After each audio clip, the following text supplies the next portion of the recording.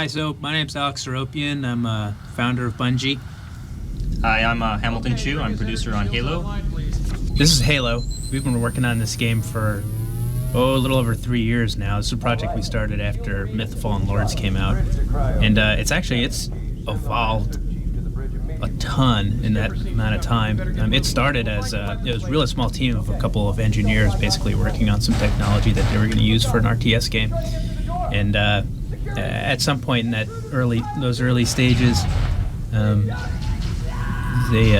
wanted to go back to some of our Bungie roots, like Marathon, and started working on what they could do with combining some of the stuff we learned on Myth with some of the action elements of a game like Marathon. And that was sort of the first part of Halo's evolution. In the years that followed, a lot of things happened where, like recently, we got acquired by Microsoft, so we had an opportunity to refocus and move from the PC world to the console world, which is something we've been interested in doing for a long time. That's had a real profound effect on the way we think about the game and the way that we design the game, and a lot of the decisions that we've made recently. It's really given us the opportunity to focus on making the game graphically really rich and play really well. I think it's pretty cool. There's a lot of stuff we've learned along the way too with process. This is definitely the biggest team that we've ever had working on a game. It started off, like I said, really small, and it now encompasses all of Bungie. Like Alex said, this is by far the largest team and project that Bungie's ever done. But the story in Bungie games has always been a really big thing for us and something that our fans really appreciated. So it's always a big part of everything we get into. I think we used it to a really good effect in our first level. Yeah, speaking of effects, you see the sun coming through the trees right there? Yeah, that's pretty cool. I think everybody else in their commentaries have talked about how cool that is. But did they talk about Bernie? Because Bernie did that. Jason calls him the little monster. He's just a coding maniac. It's all about having coding maniacs. Yeah. You know, we had a party last week at Jason's house. Bernie showed up with his laptop and he coded the whole time. That's part of why we like Bernie so much. That's what makes him a little monster. That and the food he eats. There's some more cool effects. So this is A30, a level that Marcus Leto did, our art director. It's really cool. The outside vistas in Halo, I think they're among the best that I've seen in any game. As are the interiors that we're seeing here. These are pretty cool as well. This one's done by Chris Barrett. That's pretty cool, because Chris didn't actually start off working on Halo. He was working on a different project. That's true, and we're really glad he did some stuff for us, because this interior stuff and the snow outside stuff that you see later, it's all Chris, and it looks cool. And it's really different from the other stuff we've done. It's very different. So it really added some good variety and showed us some stuff that we could do with our engine that we didn't know before.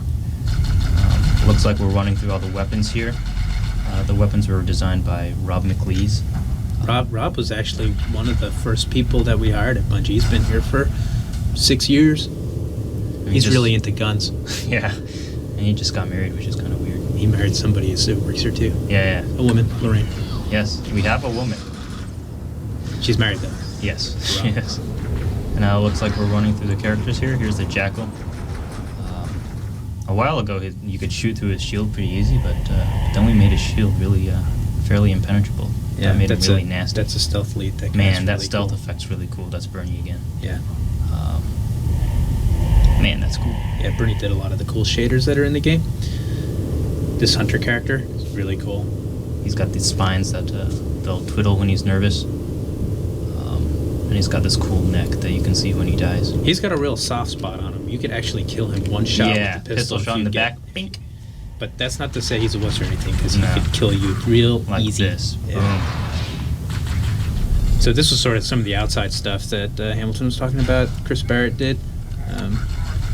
I was going to say, like, that's one of the cool things about Bungie is we've got this real open environment, and like we can grab somebody like Chris Barrett and Dan, who are both working on different projects, and we can sort of enlist them into Halo, and they can contribute in a really important way like this. That's really cool. Damn, snow is cool. Yeah, maybe we should actually talk about what's going on the screen. The story in our games has always been really important, and like when we decided to announce the game, basically we tried to tell a story with a cinematic. That's when we went to Macworld and Steve Jobs sort of unveiled Halo for the first time. That got us a lot of mileage out of that trailer that we did for that announcement. I guess you're getting to see a lot of the vehicles here. Vehicles are a pretty fundamental part of Halo. I feel like it's what adds a lot to the whole first-person shooter experience, and it adds a lot to your combat experience. Really makes the game unique. That's one of the things that we've tried to do in all the games that we've made. Like if you look back through our gameography, like, you know, Myth really was the first strategy game that had real 3D in it. Yeah, something that you referred to before with the engineers and the artists working closely together. I think it's worth talking about that again. I think that's really a big part of why our stuff can look so good, is because the artists and the engineers really do talk to each other a lot, and more than that, they each understand the process that the other party is going through, and the issues that the other party is dealing with, and that really lets them do a lot. The artists understand the tools such that they can take it farther than the engineers envision it going, and the engineers understand the artist's needs so that they can come up with new tools for them to use that the artists wouldn't have suggested themselves. So a lot of the cool effects that you see here is a lot of different things working together, the shaders and the light maps and the bump maps. Do you know we did Marathon with like 5 guys? Is that so, really? Yeah. 5 guys. And is that including you? Because then it's really like... Yeah, watch it. Thin Ice Hamilton.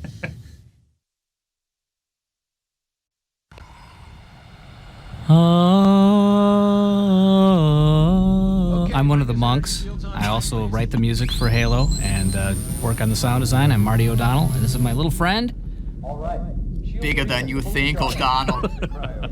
Joseph Staten, I do all the cinematics and otherwise pester Marty. Yeah, all the time. But we have to work together as a team because, well, what is visuals without audio? That's true. Good point. And this is an excellent example of just that, Right, that relationship, This Marty. opening, somewhat cutscene, but you still have control of the camera, but action is still happening on the screen. Hey, this actually happens a lot in the first level, which is what we're seeing now. The player is actually taking camera control away from me, Right. which makes me nervous. But at the Right. same time, sets up really cool cinematic moments that we've just essentially set up different things that are going to happen in the environment, be they explosions that trigger when you run by them, or guys that run up to you and have something important to say, little in-level cinematic Every moments piece that of are very shrapnel cool. has its own metallic hit sound when it hits, and you know where it's hitting because you have surround sound on, everybody, right?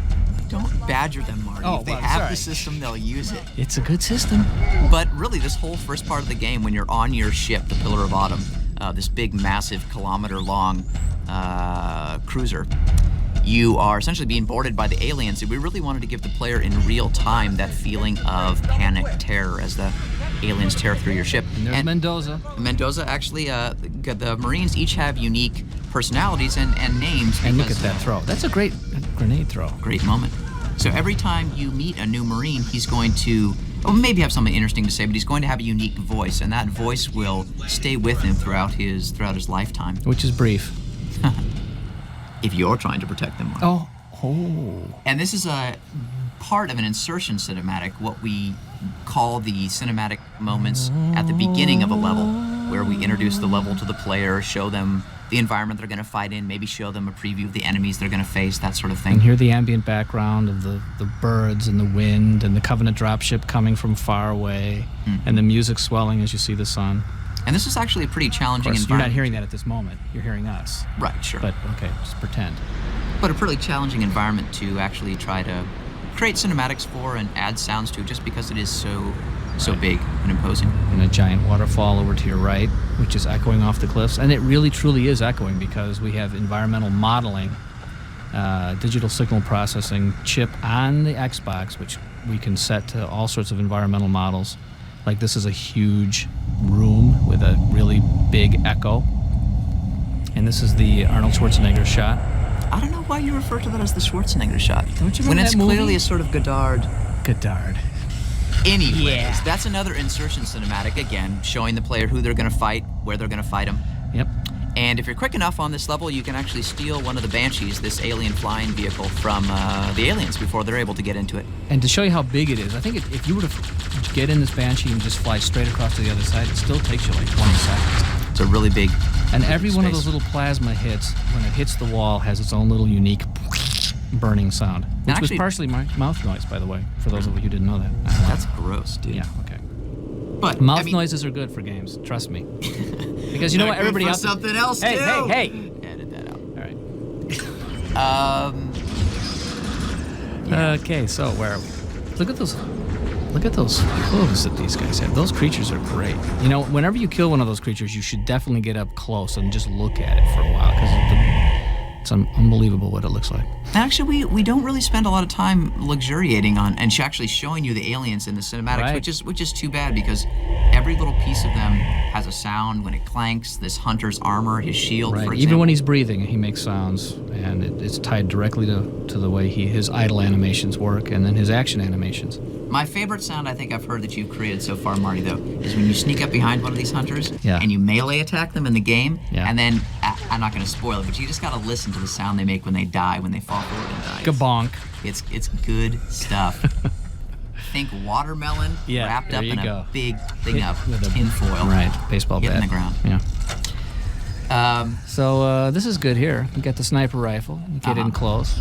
Hey, Does this Marty, remind you of does anything? Does this look familiar, Marty? Oh, Oh, yeah, but I was on that other end. Oh wait, if that didn't look familiar, does this look familiar? No. Oh, Martin! What? Oh. Yeah, That should remind you of every single time you ever faced me in multiplayer, muchacho. I know. But that's because I actually spend my time working rather than playing till I get good. Hey, if you listen really close, I think you can hear the ice creaking. Yeah, and the snowflakes actually hitting the ice. Uh-huh. Every detail is in this game. And the cool thing about, well, I mean, this is just cool, right? This is totally cool. I'm sort of mesmerized by it. Take that, dang! Yeah. And actually, the first And the time I saw ghosts this, the coming ghosts out, that actually is coming so out cool. of the thing. That's great. The physics are really fun to work with. So when we actually attach sounds and they work with the actual physics of the environment, that means the sounds do things that we weren't even planning on them to do once you start working with them in the environment. So as the hovercraft gets nearer and further away and bounces, the sound actually responds and crash. There you go. Sound of metal crashing into metal. What you're saying, Marty, is it's all about putting the puzzle pieces into place and then just letting the player go. Letting Jason Jones make it happen. There you go. He's the man. There you go. See, I know who's the kiss. Oh, sorry. And there's the tank that looks broken, but it's not. See, because he starts it up. And working on engine sounds for these things is also a blast, because the engines, you can tell exactly what's coming at you from behind. Something's coming at you from behind. You can tell some little creature walking up to you or some huge tank driving up to you. You don't even have to see it.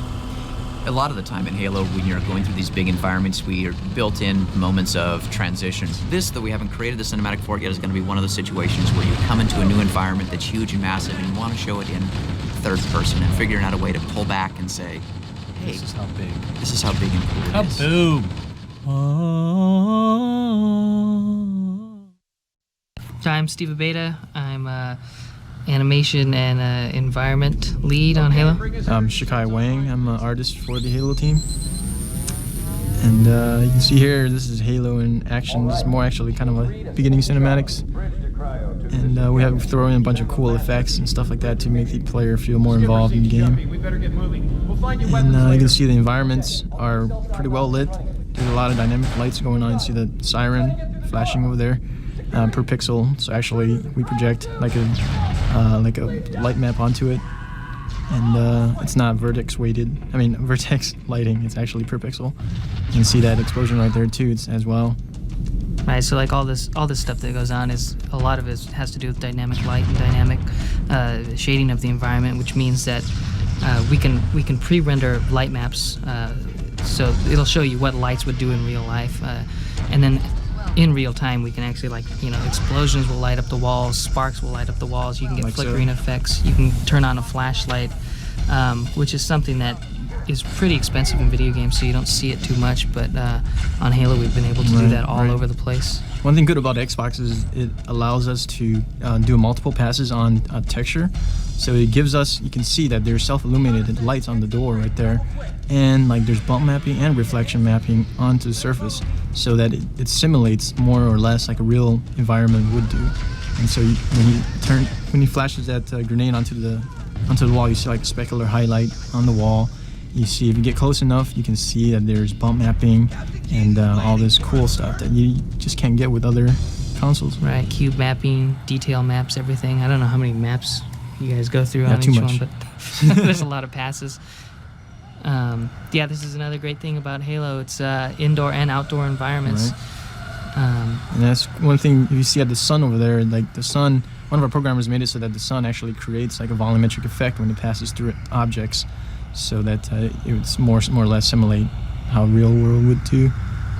Right, and that's a good example of really special case effects that have been programmed into the game. Like he made that effect specifically for the sun. Yes. And we use it some other places too, but he also does stuff with the zoom camera, which you'll see, where there's very specific effects. We want to do something really specific, so he spent the time to do it for that one effect. So part of designing the world for Halo is we start off with what we know more or less about real environment. And Xbox definitely gives us that opportunity to make things look more realistic. So this is a more of indoor the inside technology of Halo, or on the ring of Halo. And without giving too much away of what Halo is and stuff, we try to make it look high-techy and cool, and also mysterious at the same time. Right, and one of the challenges that the environment modelers had to do is there's a human race, which you are. So we have a specific architecture for that, and then there's the bad guys that you're fighting, and there's a specific architectural style for that. And Halo, the world that you're on, has its own look, and it was a pretty big challenge for them to be able to create all those languages. But it's pretty effective. Like you get in any room and you know which race built that room, which is pretty cool. So here's some Covenant characters. A little firefight. You can see how they differ from yourself. You're part of the human race. But you're fighting these guys that move around a little bit like different animals. There's guys that move around a little bit like birds and are very guarded. They carry big shields. There's some comical characters, the grunts that look like they have the big shark fin on their back. There's the elites, which lead them all, and they're very beast-like, very kind of cat-like in that they're very agile and scary in that way. And the hunters are the big, massive behemoths guy. What's still cool about Halo is that the alien people you're fighting is a group of alien races, not just one type of alien. You can see the armor on this guy. It actually reflects. If you get close to the cyborg, he has a bump map. So everything, all the big tools that were too expensive to use on other systems, we can do them everywhere now. So what you're seeing here is uses of or demonstrations of two different types of weapons. There's one human weapons, which is right here is a sniper rifle, and what you saw previously were some stuff that he picked up were alien weapons. And I think one of the design philosophy that we try to do is we want to make sure that the weapons that the human use are more or less recognizable, and so that people would know how to use it, feel comfortable with it. And because we have a lot of play with the aliens weapons that we can go crazy with, so we wanted to stick with the simple rocket launcher, sniper rifles and stuff like that, and not get too crazy on the design on the human side. But when it comes to the alien side, we went all crazy with the curves and the shiny and the Fresnel effect and the purpling color and then all this cool stuff. Right, and that goes with everything, right? The ship designs, the character designs, even with the animations, the way they move. The Covenant guys are way more beast-like. We try to get the Marines to look really familiar and human-like, because you're fighting with them. So you want someone who you have some familiarity with, so that I think you care about them a little more. You're trying to save them. You go against these jackals. They move a little bit like birds. They're hunched behind their shields. There's grunts, they're a little comical. It looks like they have trouble moving their own body weight around. But it was really fun to be able to explore all those different styles of movement for the Covenant. Mm-hmm. So what we're seeing right here is a tank we codenamed Scorpion tank, and it's a human tank. And you can see it has 4 different treads, and each one reacts relative to how it is placed on the ground. So in Halo we have really realistic physics where you know, you can go over like bumps and stuff like that. You know, these treads move like relative to, you know, the terrain and things. For the Arcside Halo, it's damn cool, man. Hi, I'm John Howard. I'm lead game designer on Halo. And I'm Jaime Griesemer, and I'm a designer. And we're just going to talk to you a little bit about what's going on here, why we think this game is fun, why it's cool. So these scenes are all from the first level, which is also the tutorial. So what you have right now is the technicians that woke you up from cryo sleep are teaching you about your energy shields and helping you figure out your controls, and it's all done within the context of the story, so it's a smooth transition. And it also doesn't last very long because almost immediately things go bad and the Covenant start attacking and they start killing off the people who are trying to help you, and then you're kind of on your own. Yeah, Jamie has a good point. We wanted to get you right into the action, right into the game, so what really feels like a training, what feels like, oh, this is how you use the game, only really happens in that first part, but throughout the first mission, in fact throughout the entire game, there's always that stuff going on because there's so much stuff to do in Halo, because you can drive vehicles, because you can walk around stealthily, because you can use so many different weapons, so many human weapons, so many Covenant weapons, and there's so many different types of environments, so many different types of enemies that you're always constantly learning. So even at the end of the game, there's always new stuff going on. So throughout this mission, as you're progressing through, the ship is taking more and more damage, and your screen will shake more often, and things start falling and exploding, and eventually the ship is just coming apart at its seams right before it crash lands on Halo. Yeah, one of the things that's going on in this mission is the Covenant, this superior alien race who's been chasing humanity through the galaxy and destroying all of our civilizations and outposts, has come upon the ship that you're on, the Pillar of Autumn. And your goal is to get the shipboard AI, which knows the location of Earth, which is the most valuable piece of information the humans have, to take her and to get her off Halo. So you guys escape in an escape pod like this one and crash land somewhere on Halo. And the first part of the game is about finding the rest of the human survivors and getting them with you. So you have all sorts of cool Marines and people to have combat with. And this is your first actual glimpse of Halo. We wanted to show the coolest parts of Halo first, and so we've got the 1,000-foot cliffs and the incredible sky with the ring up there in the distance, but almost immediately before you really get a chance to sightsee, the Covenant are on top of you. The vehicle you just saw there is a Covenant dropship, and one of the challenges we face is obviously we do interior environments and we do exterior environments. One of the challenges with exterior environments is unless you populate the whole exterior with bad guys, you need a way to bring in more bad guys. You can't have guys running over the terrain for 45 minutes coming to finally reach you. So human dropships and Covenant dropships are a way for us to reinforce a battle from either side and to mix things up and to surprise you as you go through the game, and it makes stuff a lot of fun. So here's one of our friends, another one of the Covenant. This is the Grunt, who is affectionately cannon fodder. We're gonna waste a couple of them here, waste a couple of elites with the turret. Now you saw the elite was trying to get in that turret himself, but then the player jumped in and used it against him. That's one of the themes in Halo, is taking enemy weapons and using them against them, effectively or ineffectively. That's right. It's like taking your little brother's hand and making him hit himself with it. It's a lot of fun. So one of the things that obviously Halo's a game about combat, a game about shooting, a game about explosions, a little bit of song and dance, a lot of human weapons and a lot of alien weapons. One thing we really wanted to do with the weapons in Halo, we didn't want to make, most games have a scale of weapons. Every weapon is better than every other weapon. That's not true in Halo. In every situation, there's always an ideal weapon.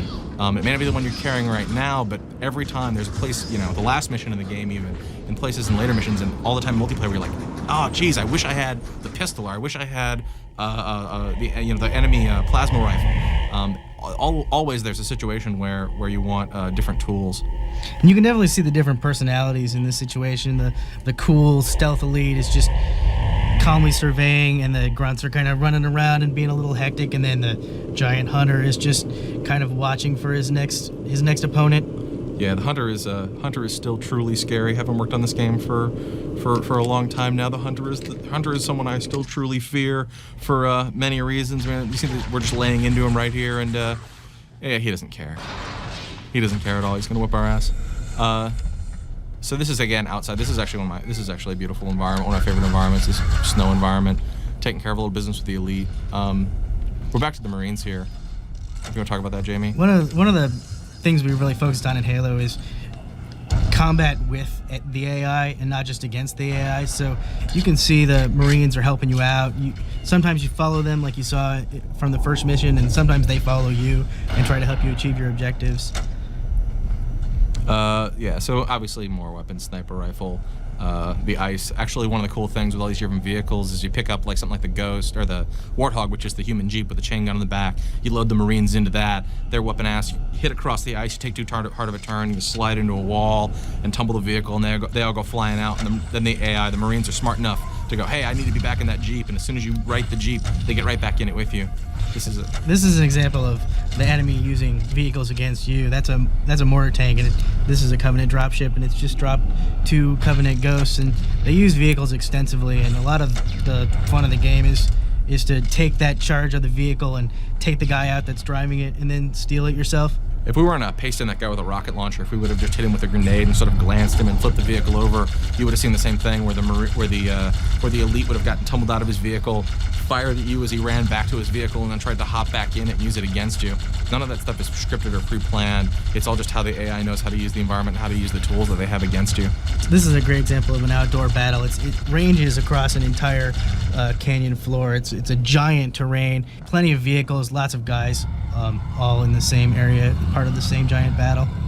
Yeah, this is another one of the human vehicles. This is the Scorpion tank, which is a giant badass tank that we're using to just punish little grunts.